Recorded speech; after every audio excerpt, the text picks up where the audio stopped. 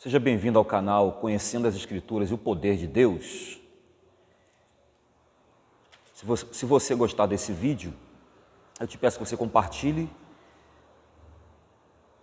Se você gostar desse vídeo, você dá um joinha pra gente, ou se você não gostar, você pode dizer que não gostou. Te peço que você também faça a sua assinatura, assim, se assine no canal, e também ative as nossas notificações para que quando um vídeo for lançado no canal, você tenha a informação. Queria abrir a Bíblia com você, se você tiver uma Bíblia aí na sua mão. Caso contrário, já é suficiente você ouvir o que eu vou falar. Na primeira carta de Paulo aos Coríntios, capítulo 6, 1 Coríntios capítulo 6, versículo 15, diz assim, Paulo faz uma pergunta: não sabeis que os vossos corpos são membros de Cristo? Não sabeis que os vossos corpos são membros de Cristo? Essa não é a primeira vez que Paulo faz uma pergunta, começando por essa parte inicial, não sabeis? No capítulo 6 mesmo dessa epístola, ele faz uma pergunta no versículo 2, dizendo: ou não sabeis que os santos hão de julgar o mundo? Versículo 3, não sabeis que havemos de julgar os próprios anjos? No capítulo 6, versículo 19, acaso não sabeis que o vosso corpo é santuário do Espírito Santo que está em vós, o qual tendes da parte de Deus e que não sois de vós mesmos? Não sabeis? Vocês não sabem disso? Algumas coisas estavam acontecendo naquela igreja que estavam fazendo com que aqueles cristãos da igreja de Corinto tivessem algumas características próprias de pessoas que viviam na ignorância em relação às verdades que eles deveriam saber. O comportamento que eles estavam tendo era um comportamento inadmissível para pessoas que se diziam santas, discípulos de Jesus, inclusive dotadas de uma sabedoria que eles diziam ter. Sabedoria essa que Paulo não consegue identificar na vida deles em virtude do comportamento que eles estavam tendo e das práticas que eles estavam tendo, né?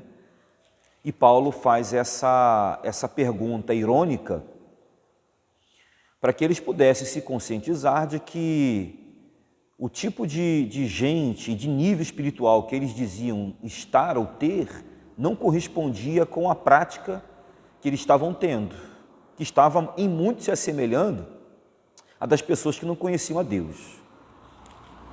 Eu quero fazer duas considerações, ou seriam duas respostas que eu quero dar a essa pergunta de Paulo. Não sabeis. Será que vocês não sabem? Será que vocês não estão informados a respeito disso? Tem uma ocasião, num dos evangelhos, no capítulo, deixa eu ver aqui, Evangelho de Marcos,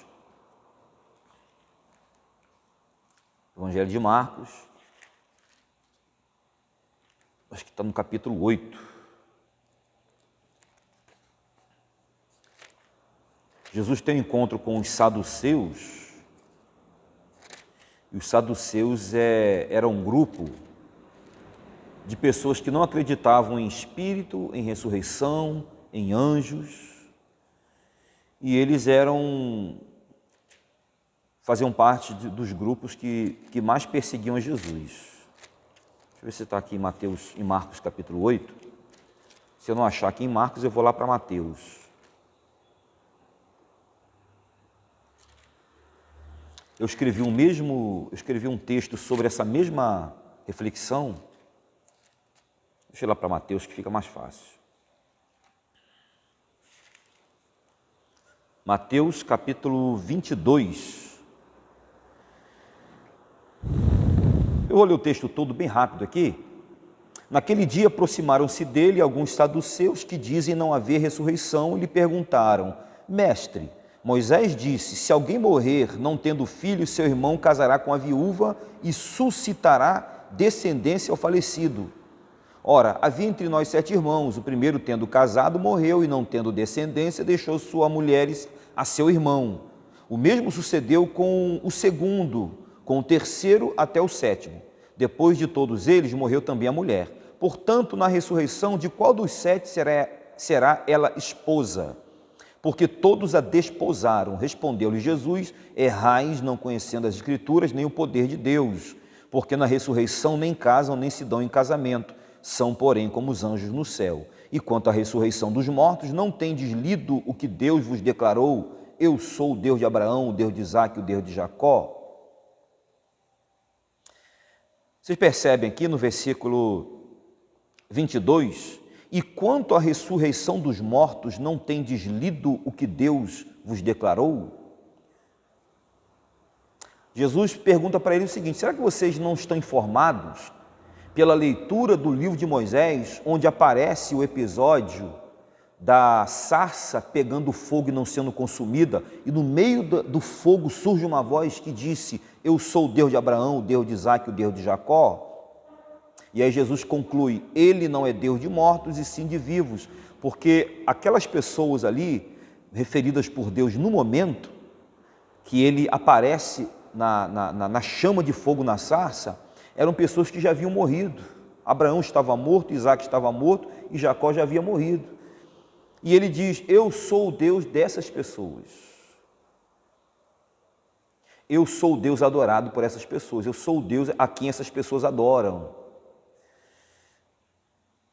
E Jesus pergunta para ele: será que vocês não leram nesse episódio e não compreenderam que isso defende a doutrina da ressurreição, a qual vocês veementemente negam? Então Jesus faz uma pergunta: será que vocês não leram? E essa pergunta que Jesus faz aos saduceus sobre o fato deles não terem lido o que a Escritura diz, tem relação direta com o que Jesus lhes diz no versículo 29, de que eles estavam errando por não conhecerem as Escrituras. Então há uma relação entre conhecer com o hábito de ler. Há uma relação com o conhecimento, do conhecimento com o hábito da leitura das Escrituras. É verdade que esses saduceus não tinham conhecimento de Deus, nem informativo, muito menos experimental pessoal, por causa do comportamento deles, das práticas pecaminosas deles. Isso demonstra que eles não conheciam de fato a Deus, porque no mesmo tempo em que eles viviam, haviam pessoas que praticavam a lei, que praticavam os mandamentos possíveis da lei, que eram pessoas piedosas, que eram pessoas tementes a Deus, e que não tinham esse tipo de relacionamento com Jesus. Pelo contrário, se nós não considerarmos a leitura e o estudo das Escrituras com a mesma importância que Jesus considerava, quando ele disse lá em Mateus capítulo 4, ao ser tentado pelo diabo no deserto, que não só de pão viverá o homem, mas de toda a palavra que procede de Deus, Mateus 4, 4, se nós não tivermos a compreensão que Jesus tinha e quer que a gente tenha, a partir dessa declaração que ele faz, que ficou registrada no Evangelho de Mateus e no Evangelho de Lucas, de que não só de pão viverá o homem, mas de toda a palavra que procede de Deus, significando que a gente precisa entender que o alimento espiritual dado pela palavra de Deus deve ser de uma consideração muito maior do que o alimento que nós damos ao nosso próprio corpo. Se nós não tivermos o entendimento de que esse alimento espiritual é o alimento supremo, a gente vai falhar muito na nossa caminhada com Cristo. E a gente corre o risco de parar num ponto desse trajeto e ficar olhando Jesus de longe até um momento que ele suma do campo da nossa visão. Nós não vamos ser cristãos que vamos ter condições de caminhar com Jesus. Não haverá essa possibilidade. Paulo diz lá em Efésios capítulo 4, versículo 15, que nós devemos seguir a verdade em amor para que a gente cresça. Para que a gente cresça. E esse crescimento é justamente o que acontece na nossa caminhada com Jesus. O conhecimento de Deus e o conhecimento do seu Filho. Jesus chega a ponto de dizer em João capítulo 17, versículo 3, que a vida eterna é esta, que te conheçam a ti, único Deus verdadeiro, e a Jesus Cristo a quem enviaste.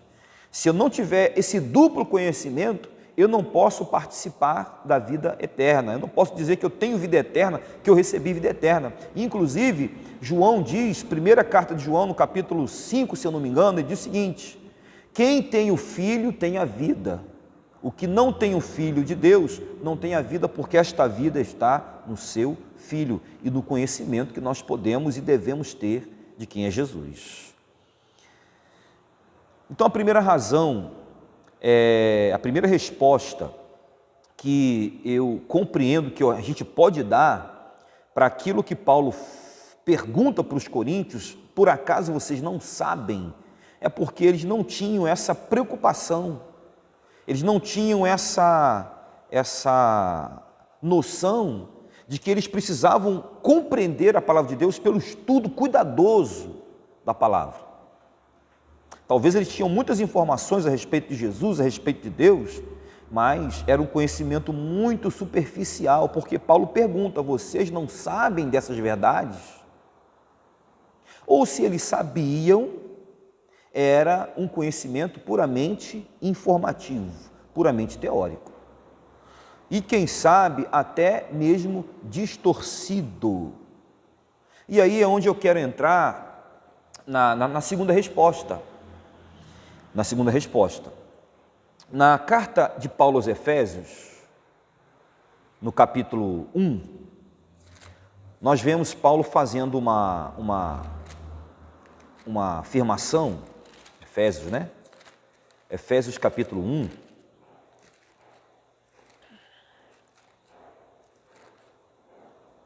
Efésios capítulo 1, no versículo 17, Paulo diz, vou ler o versículo 15 aqui, Efésios 1, 15, por isso também eu, tendo ouvido a fé que há entre vós no Senhor Jesus, e o amor para com todos os santos, não cesso de dar graças por vós, fazendo menção de vós nas minhas orações, para que o Deus de nosso Senhor Jesus Cristo, o Pai da glória, vos conceda espírito de sabedoria e de revelação, no pleno conhecimento dele. Versículo 17. Então Paulo fala para esse pessoal a quem ele escreve essa carta, que havia tido algumas informações a respeito deles e do progresso deles, do progresso da fé dessas pessoas. E ele diz que não cessava de fazer menção desses cristãos diante de Deus em todos os momentos que Paulo orava. E ele diz que nessas orações que ele fazia por esses irmãos, ele diz aqui no versículo 17, que ele pedia que Deus lhes concedessem o que ele chama de espírito de sabedoria e de revelação. Olha, que espírito é esse? De qual espírito Paulo está falando? Até porque a palavra espírito aqui no versículo 17 aparece com E minúsculo. Que espírito é esse? De que espírito Paulo está falando? Ele diz que é um espírito de sabedoria e é um espírito de revelação, de descortinamento, é um espírito que permite que coisas que estão ocultas sejam postas à publicidade, sejam trazidas ao conhecimento público de algumas pessoas, coisas que estão encobertas. E ele diz que esse espírito é um espírito de sabedoria e é um espírito que faz essas coisas serem reveladas ou postas à mostra. De que espírito Paulo está falando? Se nós abrirmos na primeira carta que ele escreveu aos Coríntios, de novo, no capítulo 2. 1 Coríntios, capítulo 2, versículo 9. Mas como está escrito, nem olhos viram, nem ouvidos ouviram, nem jamais penetrou em coração humano o que Deus tem preparado para aqueles que o amam. Se nós parássemos por aqui, nós iríamos lamentar, poxa vida, tantas coisas gloriosas, mas encobertas, tantas coisas magníficas, mas escondidas. Só que Paulo não termina no versículo 9, ele diz o seguinte no versículo 10, mas Deus nolo revelou pelo Espírito. Nolo revelou o quê? O que os olhos não viram, o que os ouvidos não ouviram e que nenhum coração humano conseguiu absorver. O que ele diz que são as coisas que Deus preparou para aqueles que o amam. Paulo diz que essas coisas que Deus preparou para aqueles que o amam, Deus nolas revelou pelo Espírito. E ele continua dizendo, porque o Espírito a todas as coisas perscruta, sonda, examina até mesmo as profundezas de Deus. E o versículo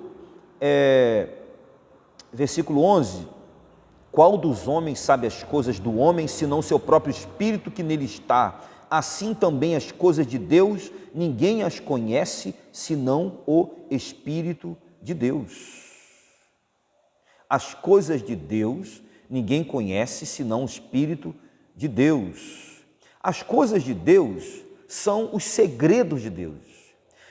E as coisas de Deus são as informações que as Escrituras dão a respeito do próprio Deus. Então, quando Paulo diz que estava orando pelos Efésios para que eles recebessem espírito de sabedoria e de revelação, no pleno conhecimento de Deus, nós não temos como entender que esse Espírito do qual Paulo fala não seja o Espírito de Cristo, o Espírito de Deus. Nós não podemos dizer que Paulo estivesse pedindo para os Efésios o Espírito Santo, na condição de que eles não tivessem esse Espírito. Porque no versículo 1 do capítulo 1, Paulo, quando se dirige a eles, dizendo a quem estava endereçada essa carta, diz no versículo 1, Paulo, apóstolo de Cristo Jesus, por vontade de Deus, aos santos que vivem em Éfeso e fiéis em Cristo Jesus. Paulo chama esses irmãos a quem ele endereça essa carta de santos e de fiéis em Cristo Jesus. Então, Paulo não está dizendo que eles não tinham o Espírito Santo, mas está dizendo que eles precisavam da capacitação que o Espírito Santo dá para fazer com que a gente consiga entender as coisas de Deus. E aí o título que vocês vão ver na descrição desse vídeo é o conhecimento profundo de Deus. Então Paulo faz essa oração. Vocês podem perceber também no versículo 15, que ele diz o seguinte, versículo 16, do capítulo 1 da carta aos Efésios, não cesso de dar graças por vós, fazendo menção de vós nas minhas orações. É bem provável que Paulo esteja dizendo aqui que nas orações constantes que ele fazia por esses irmãos da igreja de Éfeso, ele pedia constantemente que Deus lhes concedesse esse Espírito, ou lhes concedesse a capacidade que o Espírito Santo tem de nos fazer conhecer as coisas profundas da pessoa do próprio Deus. Não seria o caso de nós transformarmos a oração que Paulo faz pelos Efésios na nossa própria oração? Não seria o caso de nós pedirmos a Deus que nos desse a sabedoria e a iluminação do Espírito Santo para que nós consigamos compreender as verdades profundas da sua palavra? Então, o que eu queria afirmar aqui como segunda resposta a essa pergunta de Paulo, acaso vocês não sabem? Será que vocês não sabem? Por que é que a gente compreende, algumas pessoas compreendem por que existe um grande número de pessoas que não compreendem a palavra de Deus como ela deve ser compreendida. Eu postei um vídeo no canal há uns dias atrás, e o título do vídeo é A Leitura das Escrituras e o seu incomparável poder. E nesse vídeo eu menciono que uma das coisas que nós temos que entender é que quando a gente lê as Escrituras, nós não podemos entender que estamos diante de um livro qualquer. Por isso nós precisamos orar tanto antes, durante e depois. Nós temos que entender que nós estamos nos aproximando de um livro que não é um livro qualquer. As Escrituras são a mente de Deus, são os pensamentos de Deus, são o livro de Deus, são a palavra de Deus. Nós não conseguimos compreender o que uma pessoa diz e o modo como ela diz o que ela diz, se a gente não conhecer essa pessoa. Então Paulo está dizendo o seguinte: é necessário que vocês compreendam a Deus através do auxílio do Espírito do próprio Deus. Jesus chama o Espírito de Deus, em João capítulo 14, de o Espírito da verdade. Paulo, em Romanos capítulo 8, referindo-se ao Espírito de Deus, ele diz que é o Espírito, ele diz que é o Espírito de Cristo, ele diz que é o Espírito Santo e ele diz que é o Espírito de Deus, é o Espírito do próprio Deus. Inclusive, o Espírito que inspirou essas pessoas que escreveram as Escrituras para escrever o que elas escreveram. Na segunda carta de Pedro, no capítulo 1, versículo 20 e 21, ele diz que as coisas que foram escritas foram inspiradas, por pessoas que foram movidas pelo Espírito de Deus para escrever essas coisas, e foram pessoas que falaram coisas da parte de Deus.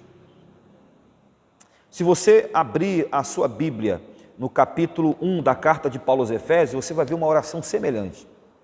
Paulo pede que nós transbordemos do pleno conhecimento de Deus, e diz lá, ele vai dizer que nós devemos ter entendimento espiritual, o entendimento das coisas de Deus, e ele chama de entendimento espiritual. Eu vou ler aqui, só para ficar mais exato, que eu tentei citar aqui, Colossenses 1, versículo 9. Essa carta de Paulo aos Colossenses, que é chamada de a carta irmã gêmea da carta de Paulo aos Efésios, no versículo 9, ele faz uma oração semelhante, dizendo: por essa razão também nós, desde o dia em que o ouvimos, ele fala coisa semelhante no versículo 15, se não me engano, da carta aos Efésios, do capítulo 1, não cessamos de orar por vós, olha, quase a mesma coisa, e de pedir que transbordeis de pleno conhecimento da sua vontade em toda a sabedoria e entendimento espiritual. Quase as mesmas coisas que Paulo pede em Efésios, capítulo 1, versículo 17 e 18. O que nós devemos fazer? Nós devemos ter essa preocupação com as Escrituras. Nós temos que ter uma preocupação extrema em conhecer as Escrituras. Vocês se lembram aí, vocês percebem que o título do canal é Conhecendo as Escrituras e o Poder de Deus. Se nós não tivermos essa preocupação em fazer como Paulo, por exemplo, diz lá em Colossenses, nessa mesma carta aqui, no capítulo 3, versículo 16, habite ricamente em vós a palavra de Cristo. Olha a sequência do versículo 15. Olha o que Paulo diz em sequência no versículo 15. Instruí-vos e aconselhai-vos mutuamente em toda a sabedoria. Olha o que Paulo diz que o habitar rico e abundante da palavra de Deus no nosso coração pode produzir.